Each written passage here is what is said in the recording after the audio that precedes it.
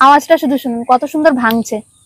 এই দেখুন, আর কোনোভাবে কিন্তু দেখে বোঝার উপায় নেই যে এগুলো বাড়িতে তৈরি করা। আর এগুলো দেখুন দেখতে কতটা সুন্দর হয়েছে। কাজু বিস্কুট গুলো দেখুন কোনো রকম ভাবে নাড়াচাড়া করিনি, তারপরেও কত সুন্দর ভাবে তেলের উপরে ভেসে উঠছে। কাজু বিস্কুট গুলো আমি সব ভেজে নিয়েছি, আর দেখুন কতটা সুন্দর লাগছে দেখতে। নমস্কার বন্ধুরা, পিওর রান্নাঘরে সকলকে স্বাগত জানিয়ে আজকে আমি আপনার সাথে শেয়ার করব কাজু বিস্কুটের রেসিপি। সাধারণত চায়ের সাথে আমরা যে ধরনের বিস্কুট খেয়ে থাকি, এটা কিন্তু সেই বিস্কুট না। বাসে বা ট্রেনে গেলে দেখবেন এই কাজু বিস্কুটগুলো প্রায় দেখতে পাওয়া যায়, যেগুলো ছোট বড় সকলের খুব পছন্দের। আজকে আমি সেই কাজু বিস্কুটই বাড়িতে তৈরি করে দেখাবো। সামান্য কিছু উপকরণের দরকার পড়বে, আর এগুলোকে আপনারা 2 মাস পর্যন্ত বাড়িতে রেখেও খেতে পারবেন। একটু নরম হবে না, খেতে খুবই ভালো লাগে, একদম পুরো খাস্তা। তো চলুন বন্ধুরা, আজকের রান্নাটা রান্নাঘরে গিয়ে শুরু করি। আর আশা করছি আজকের এই ভিডিওটা আপনাদের সকলের খুব ভালো লাগবে। পুরো রেসিপিটা অবশ্যই শেষ পর্যন্ত দেখতে থাকুন। আর যে সকল বন্ধুরা এখনো পর্যন্ত আমার চ্যানেলে নতুন, তারা অবশ্যই আমাদের চ্যানেলটা সাবস্ক্রাইব করে আমাদের পাশে থাকবেন। কাজু বিস্কুট তৈরি করার জন্য প্রথমে আমি ময়দাটা মেখে নেব। আর আজকে আমি ময়দা দিয়ে কিন্তু কাজু বিস্কুটটা তৈরি করব, কারণ ময়দা দিয়ে বেশি ভালো লাগে খেতে। যদি মনে হয় আটা দিয়ে করবেন, তাহলে ময়দার পরিবর্তে কিন্তু আটাও ব্যবহার করতে পারেন। কাজু বিস্কুট তৈরি করার জন্য আমি এখানে 350 গ্রাম ময়দা নিয়ে নিয়েছি। এই ময়দার মধ্যে আমি কিছুটা লবণ দিয়ে দেবো। এরপরে দিয়ে দিচ্ছি খাবার সোডা। এরকম একটা চামচের 4 ভাগের 1 ভাগ এখানে খাবার সোডা নিয়েছি। 1 চামচ চিনি দিয়ে দিচ্ছি, কারণ কাজু বিস্কুটের মধ্যে দেখবেন একটা মিষ্টি ভাব থাকে। আর দিয়ে দিচ্ছি 1 চামচ জোয়ান। এবারে সবকিছু প্রথমে খুব ভালো করে মিশিয়ে নেব। আমি এখানে খাবার সোডা ব্যবহার করেছি 4 চামচের 4 ভাগের 1 ভাগ। যদি আপনারা বেকিং পাউডার ব্যবহার করেন, তাহলে কিন্তু ওই চামচেরই একদম হাফ চামচ দিয়ে দিলেই হয়ে যাবে। খুব বেশি ব্যবহার করবেন না, তাহলে কিন্তু কাজু বিস্কুট গুলো বেশি ফেটে যেতে পারে, তখন কিন্তু আর বেশি খেতে ভালো লাগবে না। সব শুকনো উপকরণগুলো আমি খুব ভালো করে মিশিয়ে নিয়েছি। এবারে অল্প অল্প করে সাদা তেল দিয়ে খুব ভালো করে আমি ময়াম করে নেব। আর যেহেতু কাজু বিস্কুট গুলো খুব খাস্তা হয়, তার জন্য কিন্তু একটু ময়ামটা খুব ভালো করে করতে হবে।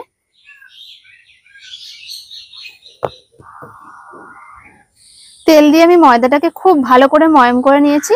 দেখুন, দেখে কিন্তু বুঝতে পারবেন ময়দার মধ্যে একটা ভিজে ভাব এসছে, আর এরকম একটা খুব সুন্দর মুড বাজছে। এবারে আমি অল্প অল্প করে নর্মাল জল দিয়ে ময়দাটা মেখে নেব। আর এই ডোটা হবে একদম নর্মাল, যেরকম আমরা রুটি পরোটা খাই ঠিক সেরকম। খুব বেশি একটা শক্ত না, আবার খুব বেশি নরমও না। অল্প অল্প করে জল দিয়ে আমি নর্মাল ভাবে ডোটাকে তৈরি করে নিয়েছি। দেখুন, খুব একটা বেশি শক্ত বা খুব বেশি নরম না, একদম নর্মাল রয়েছে।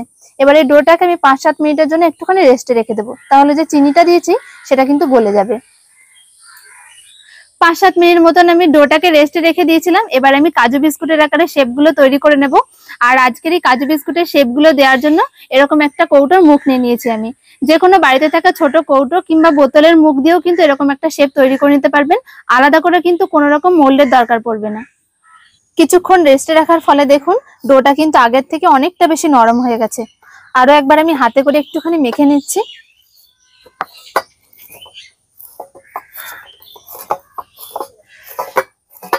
ডোটাকে আমি খুব ভালো করে একটু মেখে নিয়েছি। এবার এটাকে আমি 2 ভাগে ভাগ করে নিচ্ছি।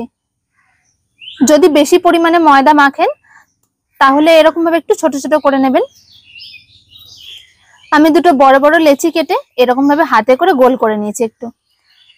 যেহেতু চাকিটা ছোট আমার, তার জন্য আমি এরকম ভাবে একটু ছোট ছোট করে নিয়েছি। যদি বড় চাকিতে বেলেন, তখন কিন্তু এরকম ভাবে বড় ডোতেই বেলতে পারবেন, কোনো সমস্যা হবে না। চাকির ওপরে ডোটা আমি নিয়ে নিয়েছি। এবারে হাতে করে এইভাবে একটুখানি চ্যাপটা করে দিচ্ছি, তাহলে বেলতে একটু সুবিধা হবে।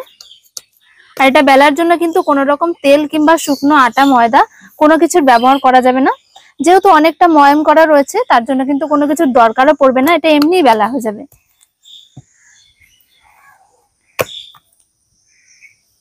খুব বেশি একটা পাতলা করা যাবে না, একটু মোটা করেই রাখবো। যেহেতু কাজু বিস্কুট গুলো দেখবেন একটু মোটা মোটাই হয়, আর খুব বেশি পাতলা করলে কিন্তু খুব একটা খেতেও ভালো লাগবে না। একটা রুটির আকারে বেলে নিয়েছি আমি। আর দেখুন ঠিক এরকম মোটা রেখেছি, খুব একটা বেশি মোটা না। যেরকম আমরা কাজু বিস্কুট গুলো খাই দেখবেন যেরকম মোটা থাকে, ঠিক সেরকম একটুখানি মোটা রেখেছি। আর এই কাজু বিস্কুটের শেপ গুলো যেহেতু এরকম একটা ঢাকনা দিয়ে দেবো, তার জন্য ঢাকনার মধ্যে একটুখানি সাদা তেল লাগিয়ে নিচ্ছি। তাহলে যখন শেপ গুলো দিয়ে কেটে বের করব, তখন আর এর মধ্যে লেগে যাবে না। এবারে একদম এই সাইড থেকে প্রথমে একটুখানি কেটে নিচ্ছি। আর এই দেখুন কত সহজে তৈরি হয়ে গেল। কোনো কিছু করার দরকার নেই, শুধু এইভাবে একটুখানি চাপ দিয়ে বের করে নিলেই হয়ে যাবে। এই দেখুন, আর আমি একটু বড় বড় করেই করছি, যদি মনে হয় আরো ছোট ছোট করবেন তাহলে আর একটু ছোট ছোট করে নিতে পারেন।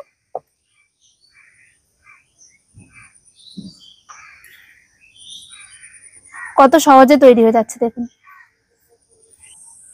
যারা বাড়িতে ঘুরতে ফিরতে টুকটাক কিছু খেতে পছন্দ করেন তারা কিন্তু এরকম ভাবে কাজু বিস্কুট গুলো বাড়িতে তৈরি করে রেখে দিতে পারেন, অনেকদিন পর্যন্ত খাস্তা থাকে।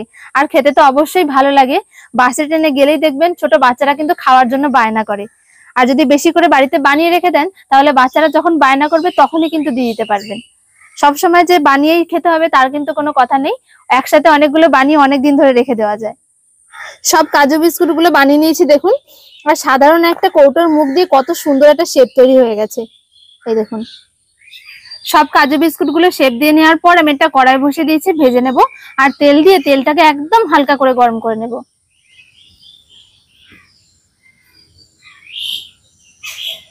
তেলটা একদম হালকা করে নিয়ে তারপরে আমি কাজু বিস্কুট গুলো দিয়ে দিচ্ছি ভাজার জন্য। আর এরকম একটা জায়গায় তুলে নিলে তাহলে দেখবেন দিতে কিন্তু অনেকটা সুবিধা হবে। আর এগুলো কিন্তু গায়ে গায়ে কোনো লেগে যাওয়ারও ভয় নেই, যখনই তেলে পড়বে দেখবেন ছেড়ে যাচ্ছে। কাজু বিস্কুট গুলো দেখুন কোন রকম ভাবে নাড়াচাড়া করিনি, তারপরেও কত সুন্দর ভাবে তেলের উপরে ভেসে উঠছে। এরকমই হালকা গরম তেলে আঁচটাকে একদম কম করে রেখে বিস্কুট গুলোকে ভেজে নিতে হবে। আঁচ বাড়ানো যাবে না, কারণ আঁচটা যদি বাড়িয়ে দেওয়া হয় তাহলে দেখবেন একদম কিন্তু ভিতর পর্যন্ত বেশি শক্ত হয়ে যাবে আর ওপরে ওপরেও পুড়ে যাবে।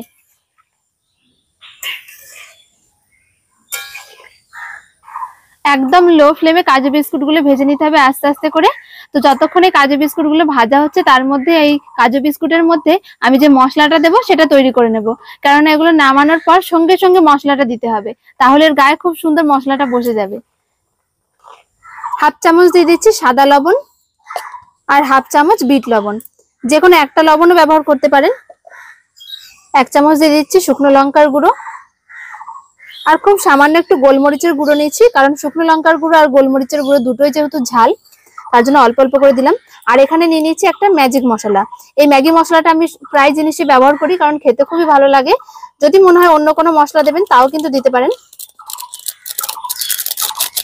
এবার এই সবগুলো একসাথে মিশিয়ে নেব। এখানে আপনারা কিন্তু নিজেদের পছন্দের মতন যে কোনো মশলা দিতে পারেন। কাজু বিস্কুট গুলো একদম হালকা আছে খুব সুন্দর করে ভেজে নিয়েছি। আর দেখুন খুব সুন্দর কিন্তু একটা কালার এসছে। আর এগুলোর কালার কিন্তু খুব একটা বেশি লালচে হয় না, একদম এরকম হালকা কালারই হয়, তার জন্য আর বেশি ভাজবো না। এরকম হালকা কালার যখনই থাকবে তুলে নিতে হবে, তাহলে দেখবেন যেমন দেখতে ভালো লাগবে তেমন খেতেও ভালো লাগবে। কাজু বিস্কুট গুলো আমি সব ভেজে নিয়েছি, আর দেখুন কতটা সুন্দর লাগছে দেখতে, আর কতটা খাস্তা হয়েছে সেটা আওয়াজ শুনেই বুঝতে পারছেন। একটা অন্য জায়গার মধ্যে নিয়ে নিচ্ছি, আর এগুলো নিয়ে সঙ্গে সঙ্গে মশলাটা মিশিয়ে দিতে হবে। এবার 1 চামচ মশলা দিয়ে দিচ্ছি। কত সুন্দর লাগছে দেখুন। যদি মনে হয় মশলা ছাড়া খাবেন তাও কিন্তু খেতে পারেন, তবে মশলা দিলে কিন্তু বেশি ভালো লাগে। গরম অবস্থায় যদি মশলাটা মেশানো হয় তাহলে দেখবেন এই কাজু বিস্কুটের গায়ে খুব সুন্দরভাবে মশলাটা লেগে যাচ্ছে। এই দেখুন, আর যখনই তেল থেকে নামানোর পর দেখবেন এগুলো ঠান্ডা হয়ে যাচ্ছে, মশলা দিলে কিন্তু গায়ে ভালো লাগবে না, একদম ছেড়ে ছেড়ে থাকবে। আর দেখুন দেখতে কতটা সুন্দর হয়েছে। সব কাজু বিস্কুট গুলো ওরকমই হালকা গরম তেলে ভেজে নিতে হবে। আর দেখুন আমি কিন্তু একবারে ধরে বসিয়ে দিচ্ছি, আর এগুলো কি সুন্দরভাবে দেখবেন ছেড়ে যাবে, একটার গায়ে একটা কিন্তু এরকম ভাবে একদমই লেগে থাকবে না। যখন এরকম তেলে পড়বে আস্তে আস্তে দেখবেন ছেড়ে যাচ্ছে। আর এইভাবে দিলে কিন্তু অনেকটা সুবিধাও হয়। সব কাজু বিস্কুট গুলো আমার ভেজে নেওয়া হয়ে গেছে, নামিয়ে নেব। আর একবার কিংবা দুবার যতবারই ভাজেন না কেন, নামানোর পর কিন্তু সঙ্গে সঙ্গে মশলাটা দিয়ে দেবেন। আর যারা মশলা খেতে পছন্দ করেন না একদমই, তারা শুধুমাত্র যখন ময়দাটা মাখবেন তখন একটু বেশি করে লবণ দিয়ে দেবেন, তাহলেই ভালো লাগবে খেতে। সবগুলো ভেজে নিয়েছি, আর দেখুন ঠিক এরকম রং হয়েছে।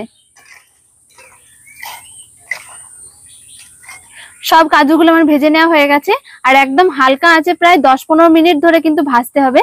যত হালকা আঁচে ভাজবেন তত কিন্তু কাজু বিস্কুট গুলো খাস্তা হবে। আগের কাজু বিস্কুট গুলো দেখুন, যেগুলো মশলা মাখিয়েছিলাম কতটা সুন্দর লাগছে। যেগুলো এখন ভাজলাম এগুলো আমি মিশিয়ে নেব মশলাটা।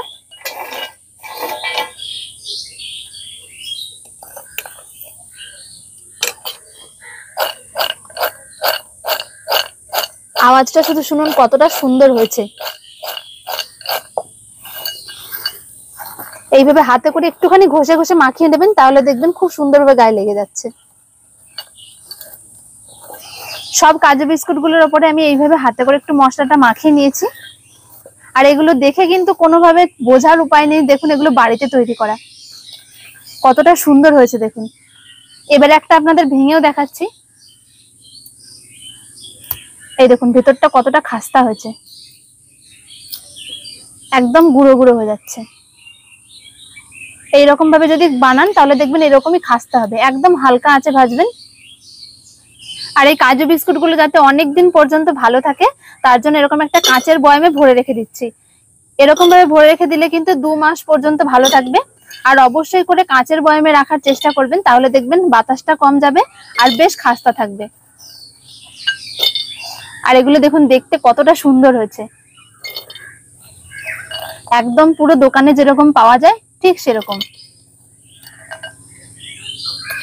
আর এর রং, স্বাদ, শেপ সব কিন্তু একদম পুরো দোকানের মতনই লাগছে দেখতে। দেখুন তেমন কিন্তু খেতেও পুরো দোকানের এই কাজু বিস্কুটের মতনই কিন্তু লাগবে। মাত্র 2-3টে উপকরণ দিয়ে এরকম ভাবে কাজু বিস্কুট বাড়িতে বানিয়ে নিতে পারেন। সন্ধ্যাবেলায় চায়ের সাথে খেতেও কিন্তু খুবই ভালো লাগে। আর এরকম একদম খাস্তা আর মুচমুচে হবে। তো বন্ধুরা, আশা করছি আজকের রেসিপিটা আপনাদের সকলে ভালো লেগেছে। ভালো লাগলে অবশ্যই একটা লাইক, শেয়ার, কমেন্ট করবেন। আর আমাদের চ্যানেলটা অবশ্যই সাবস্ক্রাইব করবেন। দেখা হচ্ছে পরের ভিডিওতে। সকলে ভালো থাকবেন, সুস্থ থাকবেন। ধন্যবাদ।